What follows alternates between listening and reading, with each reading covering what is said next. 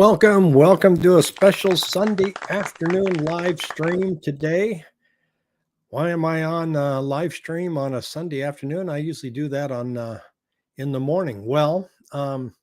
There's just a lot of stuff going on, folks, in the banking world, and I thought we'd talk a little bit about what we should be on the lookout the rest of the week. Now, I am no bond market expert. I'm not going to hand out any financial advice.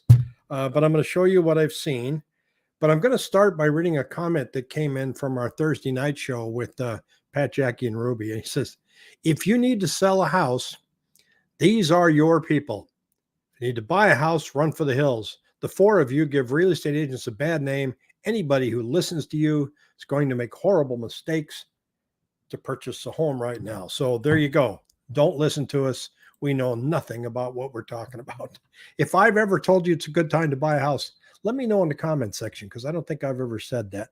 So everybody by now knows there was a big bank collapse up in Silicon Valley. Silicon Valley Bank shut down on Friday. They usually always shut down on a Friday so they can give the market time to absorb the news over the weekend and figure out what they're going to do. And so this one came. It's the 16th largest bank in the United States. It imploded in a single day. And it says here, this could be just the tip of the iceberg. Federal Reserve prolonged period of low interest rates created many financial dislocations. They're now flaring up. Case in point, Silicon Valley Bank imploded in a single day after surging interest rates caused it to sell a bond portfolio at a huge loss. Well, what was happened was a lot of their depositors started coming in. And so that's just, Charlie, that's just the way YouTube is. Facebook's even worse, trust me. So a lot of people came in and said, well, the bank doesn't look like it's doing so good, so I'm going to pull out my money. And there was a run on their money. So they had all this deposits that went in. They took it like all banks do, and especially since the Fed is kind of limiting, telling them how many treasuries they have to have on their balance sheet. They went out and secured all kinds of low interest notes, mortgage-backed securities, treasury bills. Interest rates went up. Now all their holdings that they have, well, they're not worth as much as they used to be. That's how to describe it in the simplest of forms. Here's what's interesting today, though. Federal Reserve calls emergency meeting amid the collapse. So tomorrow, the Federal Reserve is going to have an emergency meeting at 11:30 Eastern Standard Time. Janet Yellen this morning on one of the Sunday shows says, we're not bailing them out. We're not doing that. But that was this morning. As of just a little bit ago, remember, she's the one that said inflation was transitory. Treasury, Janet Yellen, Fed, Jerome Powell, and the Federal Deposit Insurance Corporation joint statement on SVB and Signature Bank, full text. No taxpayer costs will be associated with plans for the bank. So maybe we aren't bailing them out. They did have the bank up for auction. Let's see what it says here. I haven't even read the whole article yet. Yes, opinions are definitely welcomed. U.S. financial regulators on Sunday in Silicon Valley Bank, depositors would have access to all of their money starting Monday. They did say it was only the insured amount of $250,000.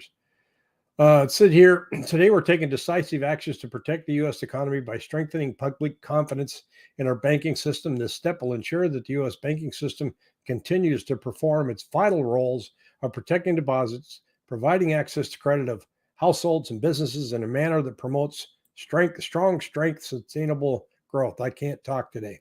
So what did they do? They finally, the Federal Reserve Board on Sunday announced it will make available additional funding to eligible depository institutions to help ensure the banks have the ability to meet all their deposits. So this is coming again from the Feds. Kind of sounds like a mini quantitative easing. Now, guess what else happened today? They closed another bank. They're looking at one in New York, citing systemic risk. So they say our president is laser focused on the problem. I'm so relieved. Aren't we all? Silicon Valley Bank crisis will force the Fed to slash rates by 100 basis points to prevent contagion, market gurus said. So this is where we're at. What do we expect to see tomorrow? It's going to be wild, folks. I'm going to be on at 8:30 tomorrow morning. Don't forget to tune in. Um, where's the bond market going to go with this? There's no overnights that I can look at. I can show you that the gold market got interesting. You can see here when the bank collapsed here, that line went flying up right here. I thought my red pen was going to work, but it's not. It went up and then it went up again, almost 1900 just about. And the past hour it's come down. So gold probably came back down after that announcement by the Fed and the Treasury. So the Fed's basically saying, relax, we got your back. We're going to pump some more cash for you. Now, are they going to go forward now and say, we're going to continue with our 0.25 increases or 0.50? Nobody knows except them. So that's the number we really want to watch. Are they going to all of a sudden be forced to pivot and pull rates back down? I don't think that'd be good for anybody. I don't know if they're going to do it, but I don't think that would be great because I don't want housing to get inflamed again. And Terry says there's no problem if you are the first in line. That's right. Nothing like being first in line in a bank run.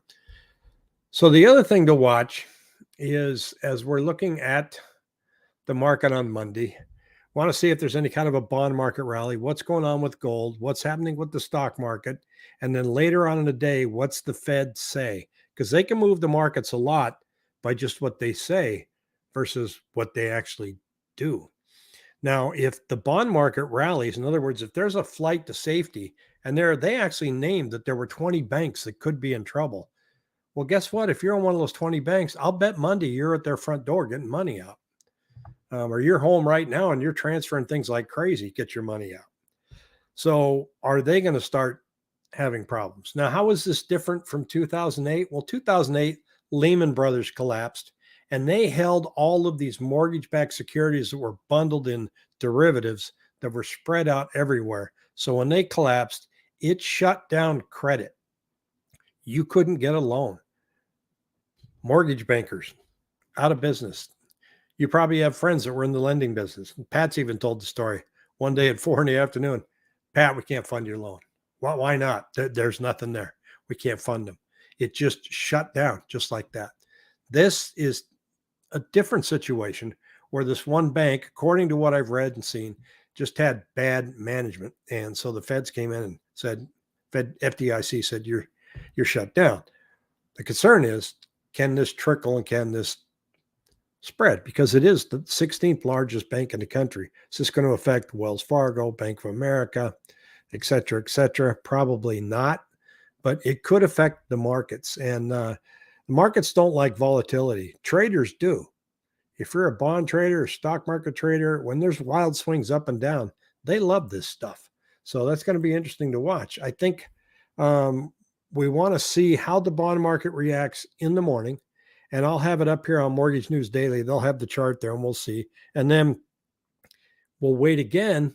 Because see, now the market's going to be trying to weigh in on what they think Chairman Powell is going to say later on after 11:30 Eastern time.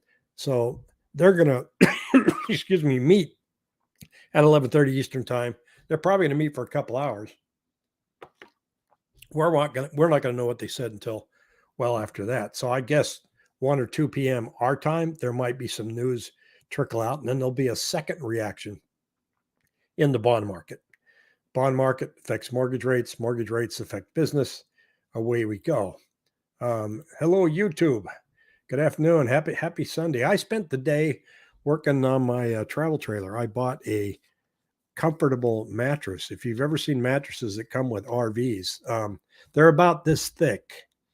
And so I got one that's about this thick and put it in, and then did a bunch of other stuff and tried to scrape out more sand after my Mexico trip. Charlie says, I want rates to go high and say high. Well, we talked a little bit about this last week, Charlie, and said that the Fed's between a rock and a hard place now. See this bank, I got a tickle here as I spill water all over me.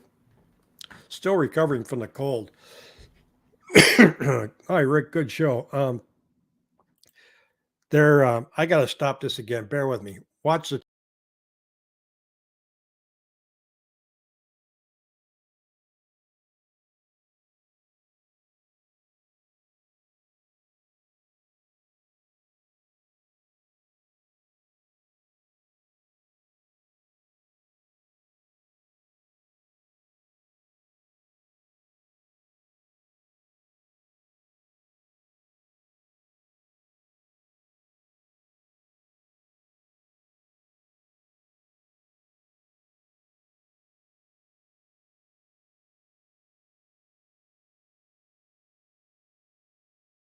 Sorry about that, folks.